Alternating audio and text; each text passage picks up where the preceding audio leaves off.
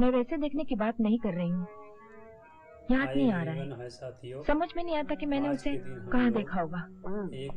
आप याद कीजिए, मैं चला। का देखेंगे जो बहुत ही इंटरेस्टिंग है, लेकिन रवि, रवि, चैनल को सब्सक्राइब। मुझे उसकी सूरत कुछ देखी देखी से क्यों लगी? ओह कम ऑन मामा, वीडियो को स्टार्ट। बम्बई इतना बड़ा शहर है, 1000 बार देखा होगा आपने इसे वीडियो में। मैं वैसे देखने की बात नहीं कर रही हूँ, याद नहीं आ रहा है। समझ में नहीं आता कि मैंने उसे कहाँ देखा होगा। आप बैठ के याद कीजिए, मैं चला। थैंक गॉड कि आप मिल गए। बात क्या है विद्या? आप मम्मी को बात बताइए, मैं जरा जल्दी में। प्लीज मिस्टर गुजराल, काम काफी से है। अच्छा तो फिर आप मेरे साथ चलिए, मुझे रास्ते बताइए। आप जा किधर रहे हैं? मैं जा रहा हूँ वर्ली पुलिस स्टेशन। तो ठीक है, क्योंकि मैं भी आपको वही ले जाने आई थी, एक बेगुनाह आदमी की जमानत करवाने। अच्छा तो आप खड़ी क्यों हैं? चलिए चलिए ना। बाय माँ। बाय। आइए मिस्टर गुजराल, आइए आइए। कैसे आप? अरे रेणुका जी, आप यहाँ क्या कर रही हैं? मिस्टर गुजराल, ये आपके क्रिमिनल की जमानत देना चाहती है। मैंने बहुत समझाया इन्हें कि वो एक मुजरिम है, सजा याफ्ता। सजा याफ्ता? वही तो मैं कह रहा हूँ साहब, और सजा भी एक आध महीने या एक आध दिन की नहीं, 12 साल। सजा कटने का मतलब ये तो नहीं होता इंस्पेक्टर साहब कि आदमी गुनहगार भी था। सजा का क्या, अब 4 झूठे गवाह खड़े कर दीजिए, सजा हो जाएगी। मगर आप जिसे मुजरिम कह रहे हैं उसे जानते नहीं। जिस जज ने उसे 12 साल की सजा दी वो भी उसे नहीं जानता था।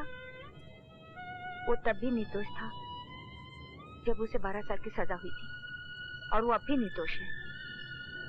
लीजिए, आपका निर्दोष आ गया। रवि, मालकिन आप तुम बिल्कुल ना घबराना। एक बार मेरे होते हुए तुम्हारे साथ अन्याय हो गया और मैं कुछ ना कर सकी, मगर मैं दोबारा तुम्हारे साथ अन्याय नहीं होने दूंगी। मालकिन, ऐसा लगता है भगवान की दया से आप ठीक हो गई। हाँ, भगवान ने मुझे तुम्हारे लिए ठीक किया है। जो मैं ना ठीक होती तो तुम्हें उस जमानत का पता कौन बताता जो मेरे पास थी। अब तो आप ठीक होगी ना मालकिन? हाँ। आराम से पूछ लूंगा, जल्दी क्या है? हाँ। और मैं जमानत की कसम खा के कहता हूँ कि आज तक मैंने कभी ये नहीं सोचा कि आपने मेरी अमानत का ख्याल नहीं रखा होगा।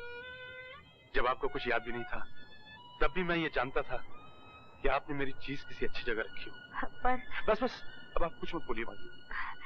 अगर मैं कुछ ना बोलूंगी तो ये लोग मान कैसे लेंगे कि तुम निर्दोष हो?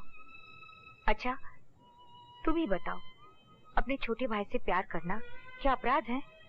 नहीं ना, मगर इसने तो उसी अपराध की सजा भुगती है, और अब तुम उसे फिर से जेल भिजवाना चाहते हो? मालकिन, यह अपराध मैंने किया है। मैंने इन पर हमला किया था, इसकी सजा मुझे मिलनी चाहिए। लेकिन तुम मुझे जानते भी नहीं, ना मेरी तुम्हारी दोस्ती ना दुश्मनी, फिर तुमने मुझ पर कातिलाना हमला क्यों किया?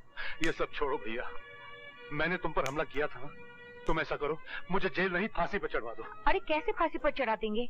अरे भाई तुम लोग इधर उधर की बात मत करो।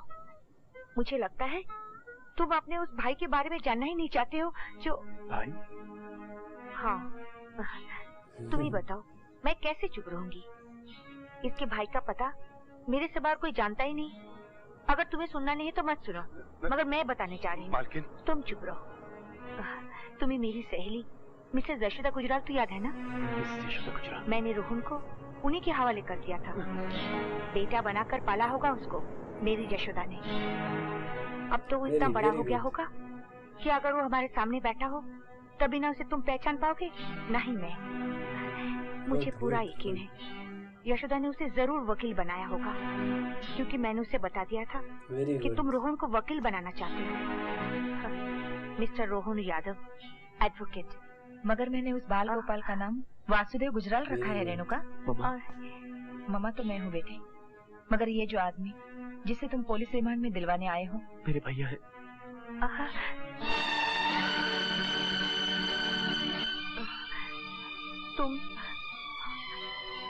तुम रोहन हो? अरे मेरे पैर नहीं, पाँव छू रवि के, जिन पैर पर जल की 12 वर्ष की धूल है। नहीं नहीं नहीं नहीं, ये दोनों देवियां झूठ बोल रही हैं। मैं वो रवि यादव नहीं हूँ।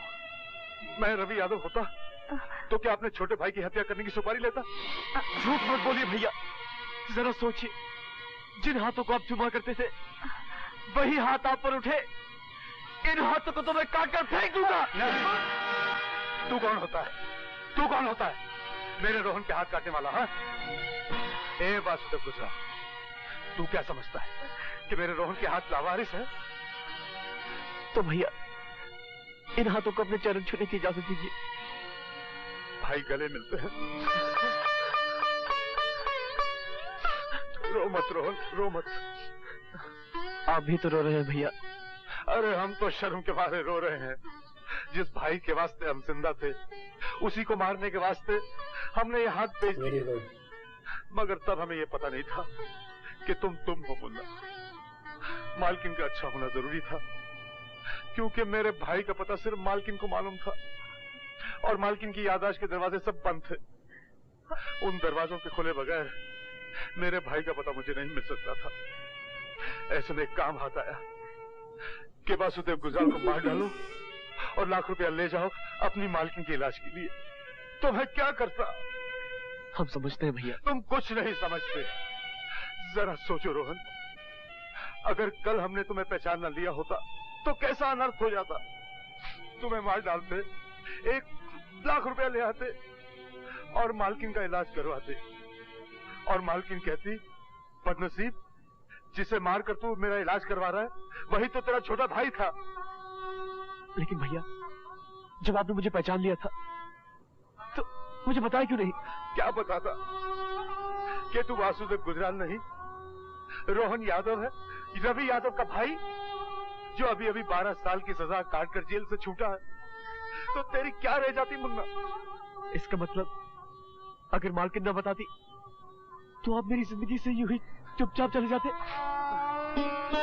आपको पता है मैंने आपको ढूंढने की कितनी कोशिश की है, लेकिन सरकारी फाइलों की भीड़ में आपका कहीं पता न चला। मेरा पता न चला होता तो अच्छा ही हुआ होता मुन्ना। अब सारी दुनिया तुझे सजा याफ्ता रवि यादव का भाई कहेगी। भैया आप तो सजा काट कर देवता बन गए, लेकिन मुझे छोटा भाई बनकर आदमी तो बन जाने दीजिए।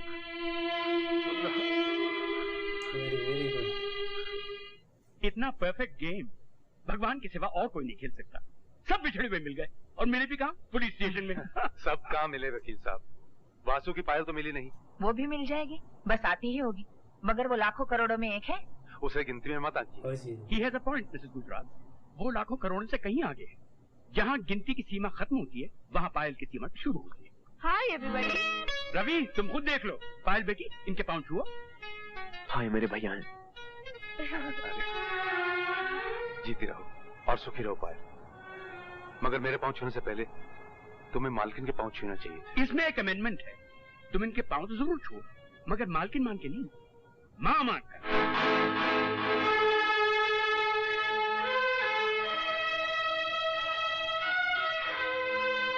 हाँ बेटी, ये जो मेरी रेणुका है ना, वो रवि के मालकिन तो जरूर है, मगर तेरी माँ है बेटी। मेरी माँ?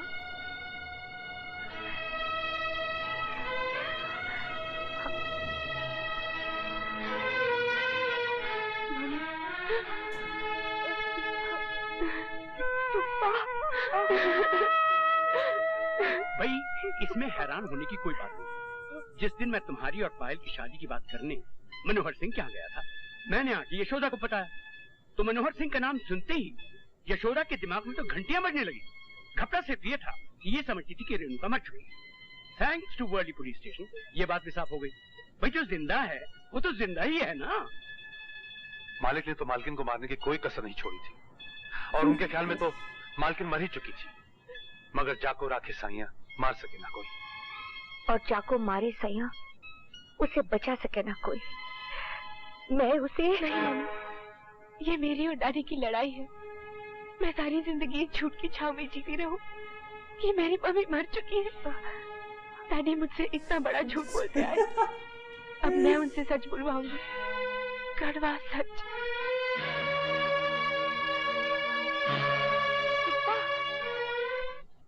आप उस लड़के को इतना आसान समझने की भूल न कीजिए सिंह साहब, वो आपके हलक में कांटा बन के अटक भी सकता है। अरे छोड़िए श्रीमान, मेरा हलक इतना पॉलिटिकल नहीं। Very good. कांटों का इलाज मैं भी जानता हूँ। आओ बेटी आओ, मैं कब से तुम्हारी राह देख रहा था। कहाँ चली गई थी तुम? एक्सक्यूज मी अंकल, मगर पहले मुझे पापा से ये पूछ लेने दीजिए कि मेरी मम्मी कहाँ चली गई। तुम्हारी मम्मी? उनकी तो परसों पहले एक एक्सीडेंट में डेथ हो चुकी बेटे। मगर तुम्हें आज इस तरह एकाएक उनका ख्याल क्यों आ गया बेटी? क्योंकि मैं अभी अभी से मिलकर सीधी यहाँ चली आ रही हूँ अंकल। पता नहीं तुम्हें किसी ने किससे मिला दिया। तुम्हारी मम्मी कब तक झूठ बोलेगा पापा? आपने उन्हें मारना चाहा, ये सच है, मगर वो बच गई, ये भी सच है।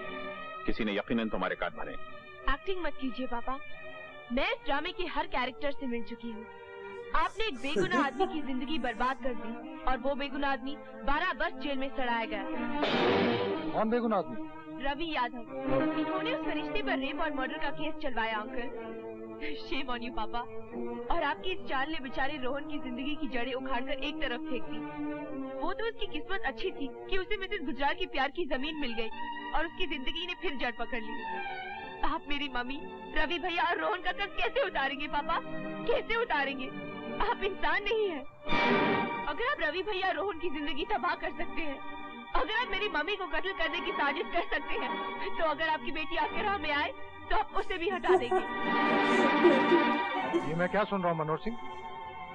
अगर तुमने ये सब कुछ किया है तो बहुत ही बुरा किया है, और उसकी सजा ये है कि तुम्हारी बेटी तुम्हारे सामने तुम्हारे ही बारे में ये कड़वे सच बोले और तुम उसे चुपचाप सुनो। बोलिए पापा। देखो बेटी, तुम लीपापोती मत करो मनोहर सिंह। अगर तुम्हारे अंदर का आदमी जिंदा है तो इन पापों का प्रायश्चित करो। फोन उठाकर वासु का नंबर लगाओ और उसी से अपना कन्फेशन लिखाओ। तुम फोन करके वासु को बुलाओ बेटी। क्या पापा कन्फेस करेंगे अंकल? करेंगे कैसे नहीं? कहते क्यों नहीं पायल से कि फोन करके वासु को बुलाए? बुला लो बेटी।